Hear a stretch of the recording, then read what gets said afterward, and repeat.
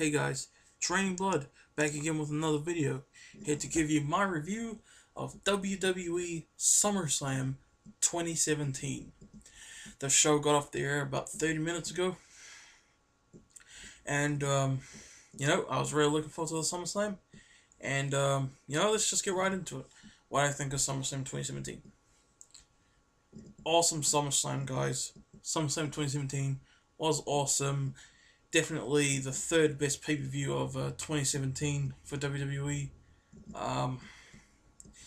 Is it better than TakeOver?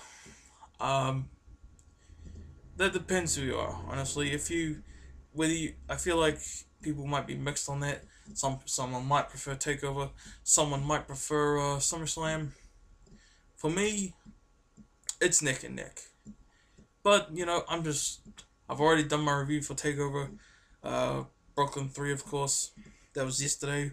And now it's today, doing SummerSlam. And this was a long show, guys. The show was 6 hours long if you include the pre-show. And there were 3 pre-show matches. And a lot of people were not happy with what matches had to be on the pre-show. But you know what? Alright, just one more thing. Great pay-per-view, great SummerSlam, but I really hated the finish to the second to last match on this pay-per-view, but I'll get onto that in this review, of course. I'm going to review the pre-show matches first, so yeah. First match, we got The Miz and the Miztourage, Bo Dallas and Curtis Axel, versus the Hardy Boys and Jason Jordan. This was a cool little pre-show match. I know, kind of sucks that the Hardys had to be in the pre-show, even the Miz, but whatever.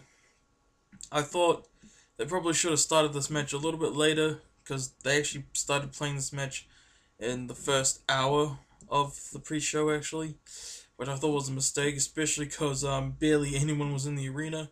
It kind of felt like an empty arena match, to be honest with you. And of course the commentators, they tried to talk and act like it wasn't, But yeah. Typical match, just a generic tag match, pretty much exactly what you'd expect. Some people thought the Hardy Boys were going to get the win again, because we had this exact same 6-man tag on the Go Home episode of Raw, actually, for SummerSlam. And the Hardys won that. And I actually made a bold prediction. I said that The Miz and the Miztourage were gonna get a surprise victory, and The Miz did the skull-crushing finale on Jason Jordan to win the match. Actually, cool opener. Well, not the official opener, but cool match. So yeah. Then we have the next match, WWE Cruiserweight Championship match. It's still on the pre-show. We got Akira Tozawa defending against Neville. This was another good match. Another little fun cruiserweight match.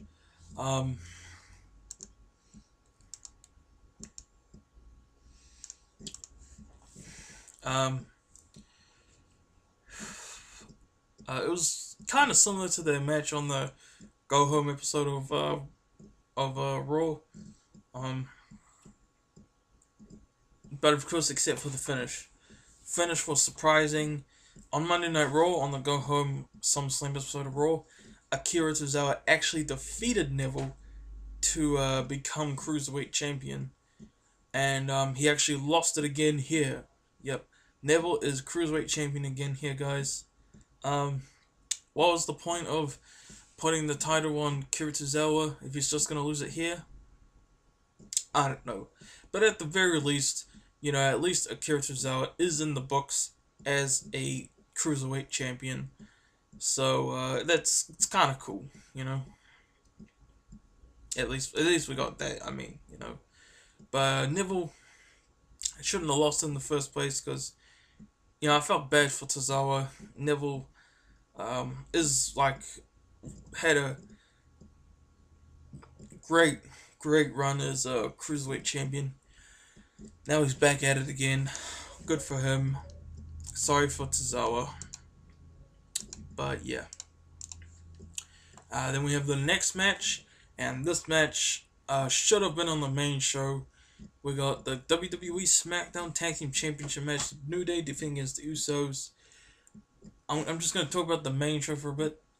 Big Show versus Big Cass. They should have taken that crap out and switched it with Usos New Day, because this was an awesome tag team match, guys. This is honestly, this might be the best pre-show match I've ever seen, guys. This was an excellent match. It sucks so much that it's on the pre-show, though. Seriously. I mean, you had Usos. They were doing anything and everything to regain the WWE SmackDown Tag Team Championship. They were kicking out of a bunch of finishes. They were moving each other when they got pinned after having big moves on each other. They were doing everything to do it. And it was an awesome match. If you saw that Battleground match, you gotta watch this match. You won't be disappointed, I promise. This was another awesome match. And I near the end, I actually felt bad for two people. I think Jey Uso and Xavier Woods, because Jimmy Uso, he kind of backdropped Xavier Woods to the outside of the ring, and he landed on Jey, and I thought that was actually kind of funny. But then I was watching it and I was like, oh crap! I don't think that was supposed to happen. Like, they looked like really legit hurt, you know. And I was worried for both of them, honestly. And but I hope they're okay. But anyway, we're back to the match. You know, a lot of crazy moves. Usos did like a double tag team finisher onto Big E, and they won the WWE SmackDown Tag Team Championships back. Okay, I know people hate Pop Potato Championship wins, but New Day Usos feud has been awesome. Their matches have been awesome. Even their promos has been awesome. Like one of the Usos going on Raw a couple weeks ago. We don't want to get rated R like your boy Xavier Woods. If you don't know what that means, look it up. But yeah, excellent match. Usos win the titles back. Awesome. Hopefully this means a rematch between these two. You know, that's why I was like, even though Usos won, you know. Can you imagine if, because the next SmackDown pay-per-view is Hell in a Cell, which is on October 8th. And can you imagine if we had these two tag teams in a Hell in a Cell match? That would be sick. I wouldn't put money on it though, but that would be awesome. So yeah. And now we got all the pre-show matches done. Now we start the main show. And opening the show, we have John Cena versus Baron Corbin. A lot of people didn't like this match. I actually had a really fun time watching it. I really liked both these guys' performances in it, and I thought it was good. And the crowd was actually cheering for Cena a lot more than usual. You know, usually at SummerSlam, especially SummerSlam, they're booing Cena to bits. But here, we actually had some loud cheers for him. That was cool. And one thing I really liked in this match, John Cena kept like throwing Baron Corbin into the ring post, but Baron Corbin kept dodging it and running straight away back in the ring to try and attack Cena. That happened 3 times in the match, guys. That was awesome. John Cena did the 5-knuckle shuffle, but Baron Corbin moved out of the way, and then I think Baron Corbin did like a deep 6, I think, on Cena. Cena kicks out. Cena does the 5-knuckle shuffle. This time he lands it. Then John Cena hits an attitude adjustment, I believe. He may not have done it straight away, but something like that, you know. Pins Baron Corbin. 1, 2, 3. John Cena defeats Baron Corbin. Finally, John Cena wins a match at SummerSlam because he's been having a really stupid losing streak for the past few SummerSlams, actually. I mean, his last 6 SummerSlams, guys, he lost He literally lost the last 6 SummerSlams. That is bull crap. But now WWE is kind of making up for that now. I figured John Cena was going to win, to break his losing streak. Because WWE were actually acknowledging the losing streak. They didn't before, So yeah. So that's awesome. So happy John Cena beat Baron Corbin. Good match. A lot of people don't like it, but I did. Okay? I did personally, Then we have the next match. WWE SmackDown Women's Championship match. Naomi defending against Natalya. This was a good match. Good match. A solid match. Not like an amazing match or anything. But it was good. Yeah, I felt bad for Naomi actually, because Natalya kind of countered one of Naomi's moves and made Naomi did like a leg split. Ouch. Even if wrestling is like, even if they were supposed to do that, even though it's acting or fake or whatever, that was pretty, like, that's uncomfortable, period. Like, not just, even if you're trying to act and stuff, like, damn, I felt bad for Naomi.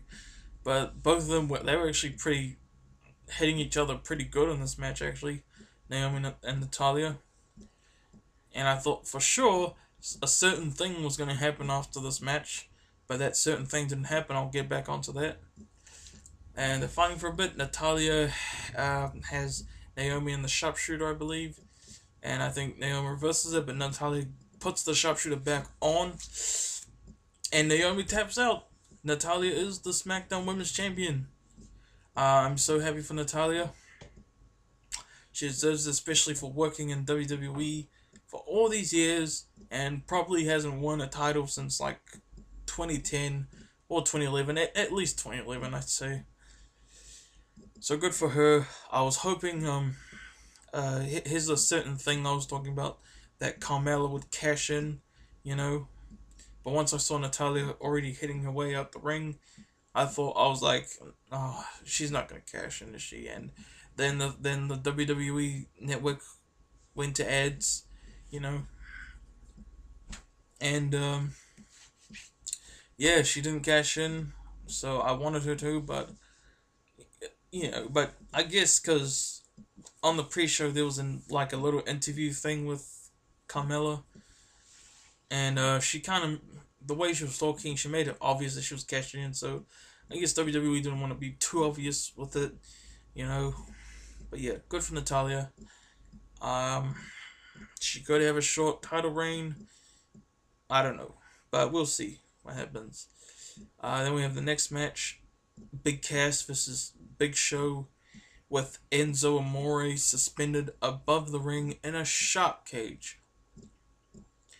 This match sucked, guys. Probably my least favorite match on the show, to be completely honest with you. I really don't like it at all. Except for something that happened near the end. Like I said, this is the match.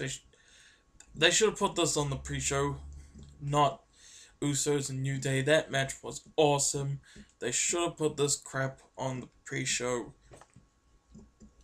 But hey, what can you do, And who cares what happened during the match? Big Cass worked on Big Show's injured hand.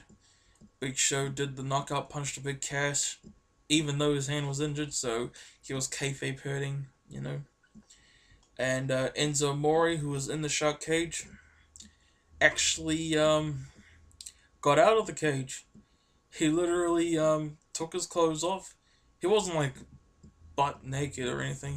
He took his shirt off and he took like his pants off, and then he oiled himself, and then he literally slipped through the cage, the cage bars, and he tried to get down, but Big Cass noticed him, and Big Cass gave him the big boot, and then Big Cass gave Big Show the big boot, then Big Cass pinned Big Show 1, 2, 3, Big Cass wins.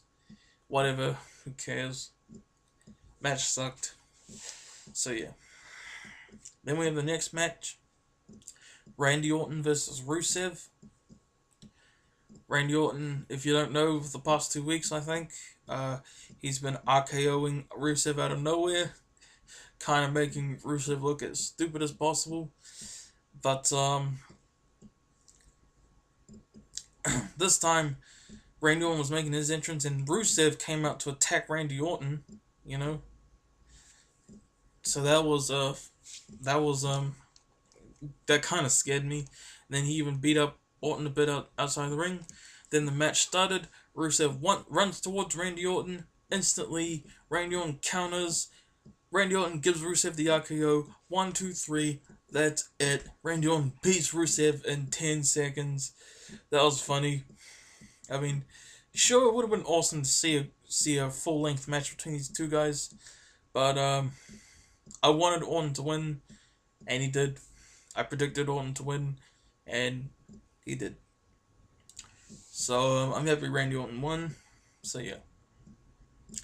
Then we have the next match, WWE Raw Women's Championship match. Alexa Bliss defending against Sasha Banks.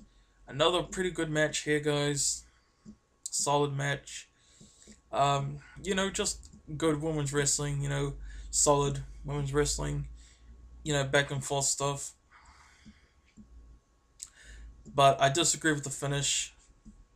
Sasha Banks put Alexa Bliss in the bank statement, and Alexa Bliss tapped out. So Sasha Banks is Raw Women's Champion again. I'm not looking forward to this title reign at all, guys.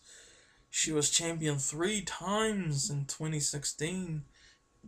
Literally all last year, and that ended up being a hot potato situation. But it was different back then because WWE was obsessed with Charlotte and Sasha Banks switching between championships all the time. So hopefully she has a better reign here. I would have preferred Alexa Bliss winning because she's bae, But yeah, whatever. Then we have the next match, Finn Bálor versus Bray Wyatt. The Demon returns, guys. We haven't seen Finn Bálor as the Demon since SummerSlam last year, and I can't believe it's been that long. I actually reviewed SummerSlam last year, by the way, guys, 2016, and on that exact date. So that's awesome. Kind of like a full circle ish. That just feels so awesome to me. Finn Bálor, he's back as the Demon, fighting Bray Wyatt. Some good back and forth stuff. I loved it when Finn ran to the ropes and then did like a running senton. That movie does to the outside of the ring. I forgot, I don't know what it's called, but he did that to Bray Wyatt, and then he did the awesome kick to Bray Wyatt. And then he did the kick again to Bray Wyatt, like the running drop kick thing. And then he did the coup de grace to Bray Wyatt. 1, 2, 3. Finn Bálor wins, of course, as expected. And a solid match, another solid match. This show is full of solid matches, guys, and even awesomer matches near the end. So yeah. Then we have the next match, the WWE Raw Tag Team Championship match. Cesaro and Sheamus defending against Dean Ambrose and Seth Rollins. This was an awesome match, guys. I thought this match actually had potential to be a great match, but I thought realistically WWE wouldn't allow it to be like an amazing match that it could be, and they did. This ended up being an awesome match, guys. A lot of emotion, especially between Dean and Seth. Like their match promo, like the promo for this match was actually pretty emotional because of the stuff between Dean and Seth. And you saw them helping each other out like brothers and stuff during this match. A lot of back and forth stuff, a lot of teammates helping each other, stuff like that. And Cesaro actually got into the crowd and destroyed someone's beach ball because they hated that they weren't watching the show. They were playing with a beach ball. That's gonna be memed. People are gonna make memes of that probably. And I disagree with that, by the way. Like, you're destroying someone's property. I'm just saying, But yeah, awesome match. Seth, I think, and here's how the match ended. Seth did like big ass kick to I forgot who, but either Shazar and Sheamus, and then Dean Ambrose did the dirty deeds onto one of the guys. I'm pretty sure it was Cesaro though. Pinned him. 1, 2, 3. Dean Ambrose and Seth Rollins are now the WWE Raw Tag Team Champions. This is awesome. And no, Dean Ambrose did not turn on Seth after this match like a lot of people expected. I'm so glad that didn't happen. Because I feel like that might be inevitable though, that Dean's gonna turn on Seth, but not now. Okay, let's just bask in the moment of Dean and Seth being friends and champions, eh? But at the same time, it would be awesome to see Dean Ambrose versus Seth Rollins 1-on-1, with Dean Ambrose as the heel and Seth as the face. That's gonna be interesting if that happens, you know, because their feud back in 2014 and 2015 was amazing. But yeah, new Raw Tag Team Champions. So happy. Awesomeness. Awesome. Then we have the next match. WWE United States Championship match with Shane McMahon as the special guest referee. This was an awesome match, guys. I really loved the storytelling in this match. AJ and Kevin Owens just wanting to beat the crap out of each other. And poor Shane McMahon, by the way. Like, he just can't catch a break with AJ and KO, can he? It's like, no matter what he does, you know, somehow AJ's gonna hit him by accident, and somehow Kevin Owens is gonna hit him by accident. So we thought maybe, Shane might screw one of these guys over. But, the match was going on.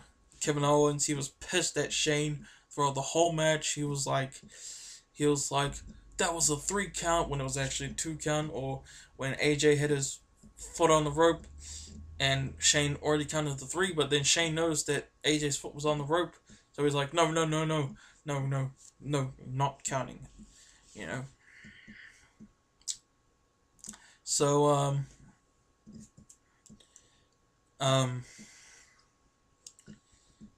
what happened?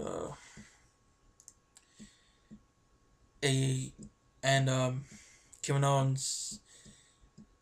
Where am I? Okay, AJ did the phenomenal forearm. Then the Styles Clash, pinned Kevin Owens. 1, 2, 3. AJ retains. Awesome. This is definitely going to lead to a match between Kevin Owens and Shane McMahon, which is going to be awesome. Hopefully, it's at Hell in a Cell, in a Hell in a Cell match. That would be incredible. But yeah. Then we have the next match, and this is the second to last match of the night, and this is the match that pissed me off so much. Jinder Mahal versus Shinsuke Nakamura for the WWE Championship. We all thought, this has got to be it, okay? Finally, Jinder's going to lose the championship, finally, to an amazing wrestler, and someone like Shinsuke Nakamura. Nope. Jinder Mahal retained the WWE Championship. What a load of bull crap. I was so pissed off when this happened, guys. Shinsuke should have beaten Jinder. Seriously. No freaking way around that, okay? I mean, Shinsuke was so over with everyone in WWE, honestly. I mean, the WWE Universe, you know? And the fact that Jinder beat him, why does it only take one Colossus for Jinder to beat someone? Seriously.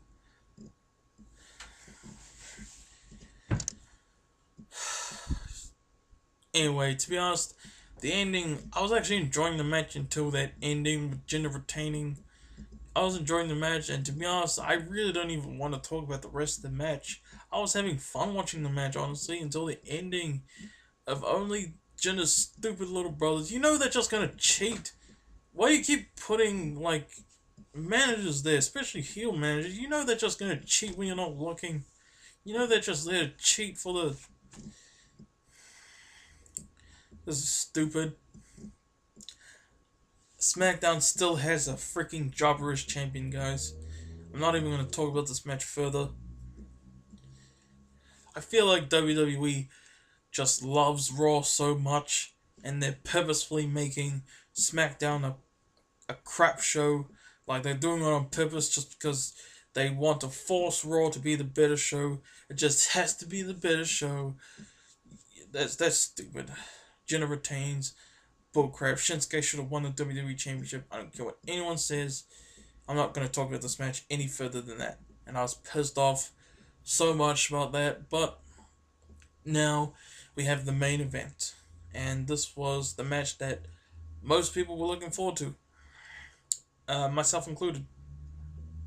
Fatal 4-way match for the WWE Universal Championship.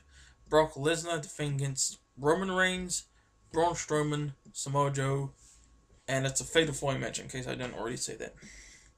This match was amazing, guys. Match of the night, hands down.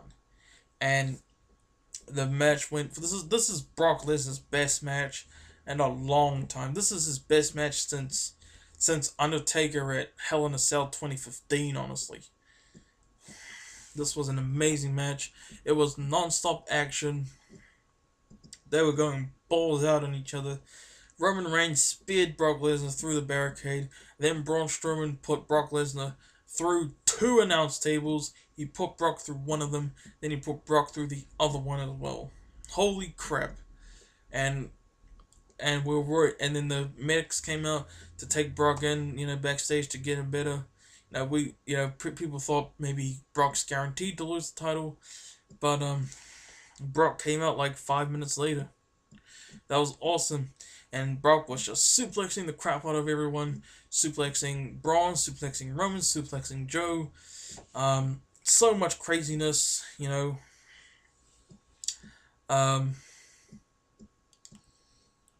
just a lot of spots, probably too many to name. I'm probably forgetting some of the spots because there was just so many. This was fast paced all the way through, man.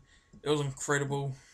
Alright, I'll just get to the ending. Brock Lesnar F5's Samoa Joe.